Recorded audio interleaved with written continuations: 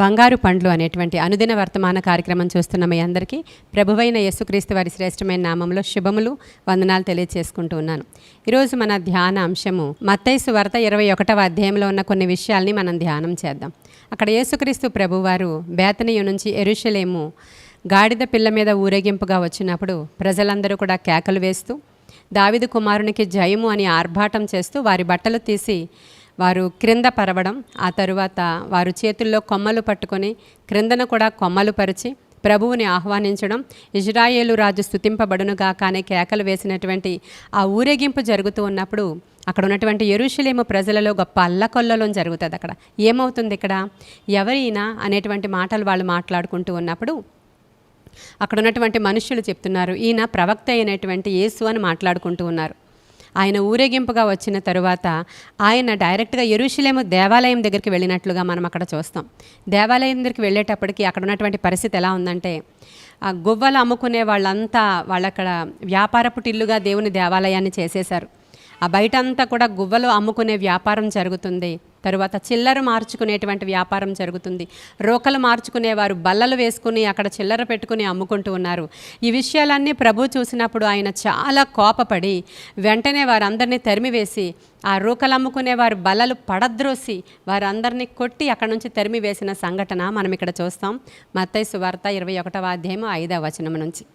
వాళ్ళందరినీ తరిమి వేసిన తరువాత అక్కడ ఉన్నటువంటి ప్రధాన యాజకులు, అక్కడ ఉన్నటువంటి యూదామత పెద్దలు ఈయనను గురించి కొంచెం చాలా అసహనంగా ఫీల్ అవుతూ ఏమవుతుందో, ఈయనకేంటి ఇంత పేరు ప్రఖ్యాతులు అని ఈయనను వ్యతిరేకిస్తున్నటువంటి సందర్భం. అయితే అక్కడ జయోత్సవం జరిగిన తర్వాత ప్రభు చేసిన పని ఏంటంటే ఆలయ శుద్ధీకరణ, ఆలయ ప్రక్షాళన అని ఒక మాటలో మనం చెప్పుకోవచ్చు.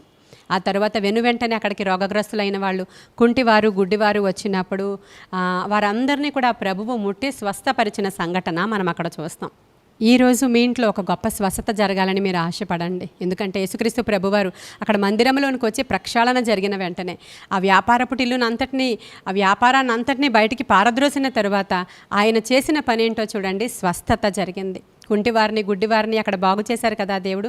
ఒకవేళ నీ ఇంట్లో అనారోగ్యం గలవారు ఉంటే, నీ ఇంట్లో ఒకవేళ సమస్యలు గలవారు ఉంటే, వ్యసనాలు గలవారు ఉంటే ఈరోజు ప్రభువుని వేడుకోండి. తండ్రి, మా గృహంలోనికి ఈరోజు వచ్చి వాటన్నిటినీ బయటికి పారద్రోలండి ప్రభువా, వాటన్నిటినీ బయటికి పారద్రోలండి ప్రభువా అని అడగాలి. చూడండి, మా చిన్నప్పుడు ఒక సండే స్కూల్ బుక్స్ ఉంటూ ఉండేవి. చిన్న చిన్న సండే స్కూల్ బుక్స్ సండే స్కూల్లో ఇస్తూ ఉండేవారు. దాంట్లో ఆ అట్ట మీద ఆ యొక్క పైన ఒక హార్ట్ బొమ్మ వేసి ఉండేది. దాంట్లో అన్నీ కూడా ఒక పంది, ఒక నెమలి, ఒక పాము, ఇలాంటి బొమ్మలన్నీ వేసి ఉండేవి. దేవదూత బయట నిలవబడి ఉండేవాడు. ఆ తర్వాత ఇంకొక హార్ట్ బొమ్మ వేసి ఉండేది. దాంట్లో ఏంటంటే ఆ హార్ట్ అంతా ఖాళీగా ఉండి యేసయ్య మాత్రమే ఆయన చేయిని ఇలా పెట్టుకుని ఉన్నట్లుగా ఒక బొమ్మ ఉండేది.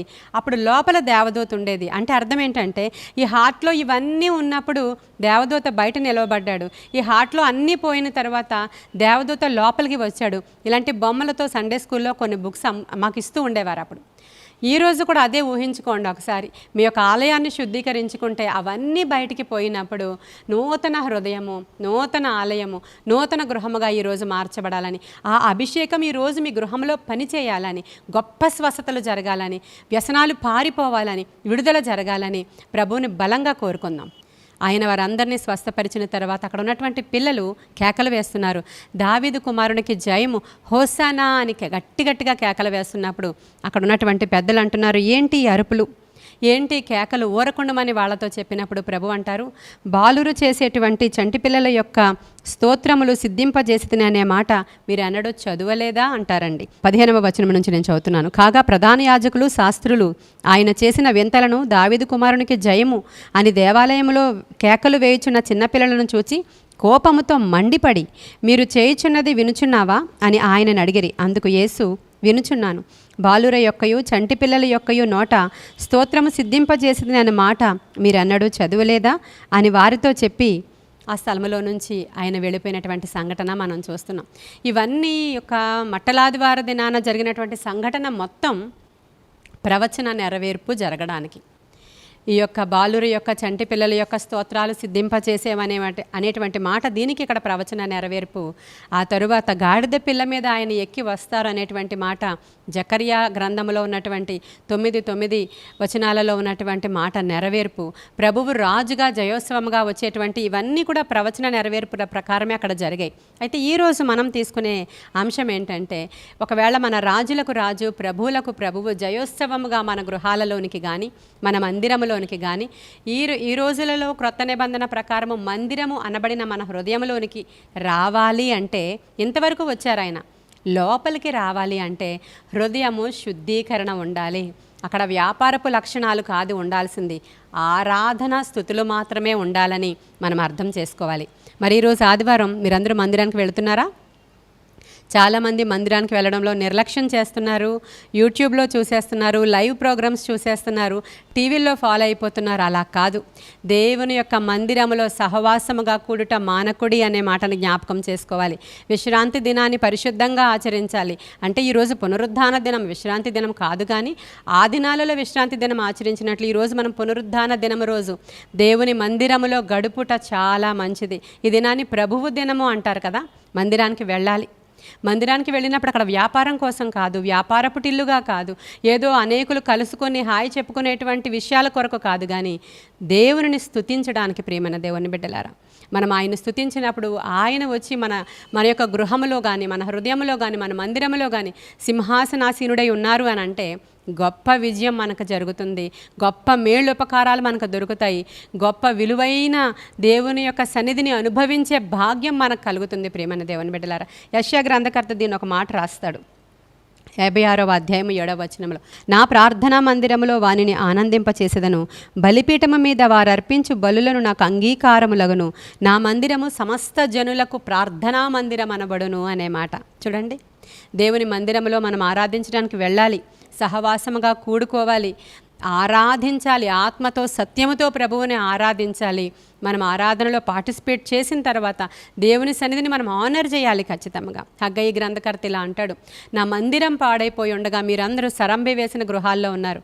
అందుకే కదా ఎంత తిన్నా ఆకలి తీరడం లేదు, ఎంత కప్పుకున్నా చలి ఆగడం లేదు, ఎంత సంపాదించినా చిల్లు సంచిలో వేసినట్లు అయిపోతుంది. మీరు నా మందిరాన్ని బాగు చేస్తే నేను పోగొట్టుకున్న సమస్తాన్ని ఇస్తాను అంటాడు ఆయన, హగ్గయి గ్రంథకర్త 1వ అధ్యాయంలో. అయితే మరి ఈరోజు మనము మన మందిరాలను బాగు చేసుకున్నామా? ఆ రోకలు అమ్మేవారిని తరిమివేశామా? గువ్వలు అమ్మేవారిని వెళ్ళగొట్టామా? అక్కడి నుంచి మన హృదయాల్ని బాగు చేసుకున్నామా అని ఒక్కసారి ఈరోజు పరిశీలన చేసుకోవడం మంచిది. మన హృదయంలో దేవునికి విరోధమైనవి ఉంటే తీసివేసుకోండి. ఈరోజు మన మందిరంలో విరోధమైన ఏమైనా కనబడితే తీసివేసుకోండి. మనకి మనం బాగుంటే చాలు, సరౌండింగ్ అంతా సెటరేట్ అవుతుంది. మనం వెళ్ళి మనం ఎందుకు వెళుతున్నామో అర్థం చేసుకోవాలి. పాడైనటువంటి దేవుని యొక్క మందిరాలు బాగవ్వాలి, పాడైనటువంటి హృదయాలు బాగవ్వాలి. ప్రియమైన దేవుని బిడ్డ, దావీదుకి ఈ విషయం చాలా బాగా తెలుసు. అందుకే గుడారములో దేవుని యొక్క నివాసం ఉన్నప్పటికీ వేల మంది పాటలు పాడే వాళ్ళని ఏర్పాటు చేశాడు ఆయన. ఆయన గుడారములోనే దేవుణ్ణి ఆరాధించేటువంటి సిస్టమ్ ఉన్నప్పటికీ మందసాన్ని తీసుకొచ్చి అక్కడ నిలిపి జీతాలిచ్చి పాటలు పాడే వాళ్ళని పెట్టాడు, జీతాలిచ్చి మ్యూజిషియన్స్ని పెట్టాడు. వాళ్ళు నిత్యము ఆరాధిస్తూనే ఉండాలి, రాత్రింబగళ్ళు. అలాంటి ఏర్పాటు చేసి దేవుని మందిరాన్ని ఆయన ఆనర్ చేశాడు, చాలా జాగ్రత్తగా చూశాడు, దేవుని మందిరాన్ని ప్రేమించాడు. గడప ద్వారబంధం యొద్ద కాచుకుని ఉండే భాగ్యం కావాలని అడిగాడు. కాబట్టే దావీదు అంత హెచ్చింపబడ్డాడు. ఎలాగనో ఈరోజు నీవు దేవుని మందిరాన్ని ప్రేమిస్తే, దేవుని ఆలయాన్ని గౌరవిస్తే, నీ హృదయాన్ని దేవుని యొక్క మందిరముగా మార్చుకుంటే నిన్ను ఆశీర్వదించడానికి ఆయన ఇష్టపడుతున్నాడు. మరి నీకు ఇష్టమేనా? దేవుని మందిరంలో సమృద్ధి ఉంటుంది, దేవుని మందిరంలో మేళ్ళు ఉంటాయి, ఆయన కనుదృష్టి ఆయన మందిరం మీద ఉంటుందంట. ప్రియమైన దేవుని బిడ్డలారా, కాబట్టి మీరందరూ కూడా దేవుని మందిరానికి వెళ్ళి దేవుడిని ఆరాధించాలని, ఆత్మతో సత్యముతో ఆరాధించాలి. అక్కడ ఏ రాజకీయాలు ఉండకూడదు, ఈ దేనిని ఆశించి వెళ్ళకూడదు, ప్రభువుని ఆరాధించడానికే వెళ్ళాలి మనం అక్కడికి. పరిశుద్ధుల గుంపుతో కూడి మనం ఆరాధించాలి. ఎటువంటి వేరే విధమైన తలంపులు లేకుండా ప్రభువుని సన్నుతించి స్తుతించి ఆరాధించినప్పుడు గొప్ప మేళ్ళు మనం పొందుకుంటాం. మంచి ఆరాధన జరిగినప్పుడు బంధకాలన్నీ తెగిపోతాయి. ఈరోజు బంధకాలన్నీ తెగిపోవాలని, మీ కట్లన్నీ విడిపోవాలని ఆశ తన యొక్క రాజ్యంలో ప్రక్షాళన చేసుకున్నాడు, దేవుని మందిరాన్ని బాగు చేశాడు. ఆ దేవునికి విరోధమైనవన్నీ బయటికి పారవేసినప్పుడు ఆ యొక్క రాజ్యములో ఆశ ఉన్నప్పుడు సమాధానం ఏలుబడి చేసిందంట. మీ ఇంట్లో సమాధానం కావాలంటే ఈరోజు గాడిద పిల్ల మీద ఊరేగింపుగా వచ్చిన రాజు ఆయన సమాధానానికి నీతికి రాజు అంట. ఆయన మీ గృహాలకి సమాధానం ఇచ్చునుగాక, మీ గృహాలలో దీవెన కలుగునుగాక, మీ గృహాలలో శాంతి సమాధానములకు కర్తయగు దేవుడు మీ గృహాలలో నివాసం ఉండునుగాక. తద్వారా వచ్చే ఆశీర్వాదాలు మీరు పొందుకొని అనేకులను ప్రభు తట్టు త్రిప్పగల సాధనాలుగా మీరు తయారవ్వాలని ఈ పరిశుద్ధ లేఖన భాగము మన వినికిడిలో దేవుడు దీవించునుగాక. ఆమేన్. ప్రార్థన చేసుకుందాం. మహాపరిశుద్ధుడైన తండ్రి, మహోన్నతుడైన దేవ, నిత్య నివాసి సత్యస్వరూపినికి వందనాలు. నీ బలమైన కార్యాలు మా జీవితాల్లో జరిగించండి. ఎందరైతే ఆసక్తితో ఈ మాటలు విన్నారో వారందరి జీవితాల్లో అద్భుతాలు జరుగునుగాక. హోసన్నా జయమని ప్రకటిస్తున్నాము తండ్రి. మీరు వచ్చి అద్భుత కార్యాలు మా జీవితాల్లో జరిగించమని, ఆత్మశక్తితో కార్యాలు జరిగించమని, వినుచున్న బిడ్డలందరి జీవితాల్లో జయము కలుగులాగున సహాయం చేయమని ఇప్పుడే విడుదల ప్రకటిస్తూ ఉన్నాను ప్రభువ. రోగగ్రస్తులుంటే ఇప్పుడే స్వస్థత ప్రకటిస్తున్నాను ప్రభువ. ఆత్మశక్తితో కార్యాలు జరిగించి మీరే మహిమ ఘనత ప్రభావాలు పొందుకోమని, ఈ దిన దీవెనలతో నింపమని యేసయ్య శ్రేష్ఠ నామంలో అడుగుచున్నాము తండ్రి. Amen, amen, amen. God bless you.